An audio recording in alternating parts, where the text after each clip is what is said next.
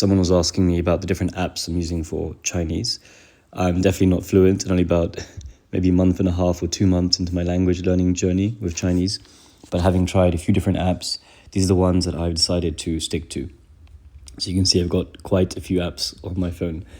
Pimsleur is, for me, the golden standard to begin any language.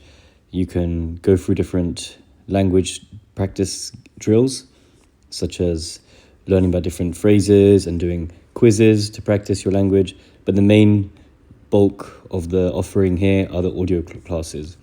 And you can do these whilst you're driving or going for a walk. It's incredible, and you'll be speaking basic phrases in no time. And uses interval repetition, so it brings back phrases that you learned in the past. Next is Preply.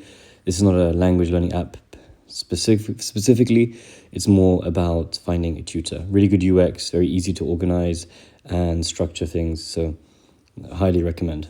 You can get homework as well based on your teachers. Next is Hello Chinese. This is probably one of the best Duolingo type of apps where you can go through vocabulary. You can even read different stories using the words you've learnt up to that point. And you go through different drills where you learn new phrases by doing these different lessons. You can even do fake conversations. And then there are also some extra grammar explained. I have the premium version, so I can't remember exactly what's in the free version, but you get quite a bit in the free content.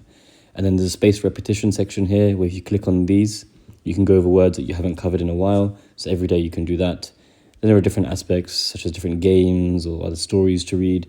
Depending on the level, what premium level you have more of the app unlocked. And there's Drops. This is a vocabulary builder app. It was quite cool that it limits you to 5 minutes, and it works using images. You can do more than 5 minutes if you want, especially if you have the premium version. And I like about this is that whenever you do learn words, they tend to really stick in your head. But with the free version, I found that I end up using phrases that were a bit beyond my skill level, a bit too far out there. Whereas the paid one, I have a bit more an ability to curate what I want to focus on. And there are a few different things you can do, different quizzes and drills that you can focus on. Then there's Memrise. This one I sort of dropped despite paying for the premium one. Luckily it was a one-off payment and not a subscription. Maybe in this case a subscription would have been better because I would have cancelled it quite quickly.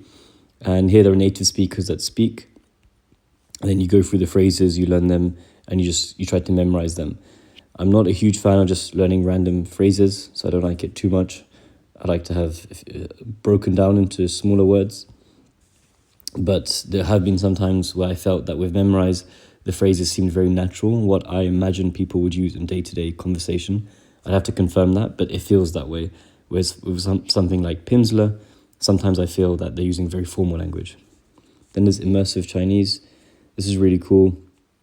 You can go through different phrases and they'll explain it whenever a new word is added. You can go through it one at a time and then slowly build up your skill. Then there'll be some stories that you can read as well at some point.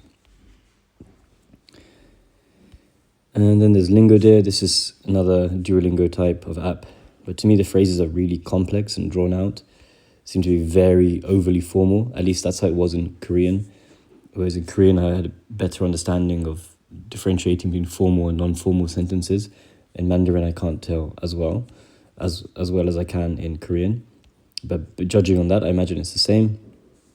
But similar to Hello Chinese, you can go through different lessons. Then there are some story modes, and you can practice speaking, and also some sort of extra tips. So it's similar to Hello Chinese, but I prefer Hello Chinese. What I do like about this is you can do a big 5-minute review and go over phrases, either through videos, hearing native speakers speak, or just listening to phrases. I like anything where you can go over stuff you learned before, rather than just constantly learning new things, but never actually building the previous things back into your long-term memory. So anything that offers that gets a big plus for me. And this is a new one that I'm yet to fully use, but when I start learning characters, this would be a great way to practice different characters. And I think you can limit it to the HSK level or to the standard of based on Chinese exams where you are, which is quite cool. And if you can't get it right, you just go through it like this and you can figure out the words. I'm still learning them, so I don't know which ones are which yet. Then there are some other apps. Mozalingo is another popular one. This is a flashcard app, but I just found it a bit boring and didn't feel much motivation to stick to it. But it's you can learn new phrases, but the problem is, like I said earlier, I prefer things broken down into smaller chunks, so just one word at a time, and slowly building up sentences rather than just chucking a 6-word sentence at me as a beginner. What I want to share is Pleco. This is a dictionary, but it's so much more than that. You can make flashcards, you can scan words whilst you're out. It's considered a must-have for Chinese language learners. I personally have not used it much yet, but I think there will come a point where, as I learn to better utilize this, I'll be using it a lot. Actually, there are 2 more I will quickly mention. So there's Do Chinese, where you can read stories based on your current skill level. And the final app I want to mention is ChatGPT. This is very useful because you can teach it how you want to break things down. So I like to break sentences down each word at a time. So for example, here's 但是我还不会说得很好. And then it breaks it down. So 但是我还不会说得很好. And I want to know what that all means. So 但是 is but, 我, I, and so on. Rather than just translating a sentence and then a sentence in English, it's important for the way I learn to know what each word means. I also like to know what the grammar is, so how are the sentences structured.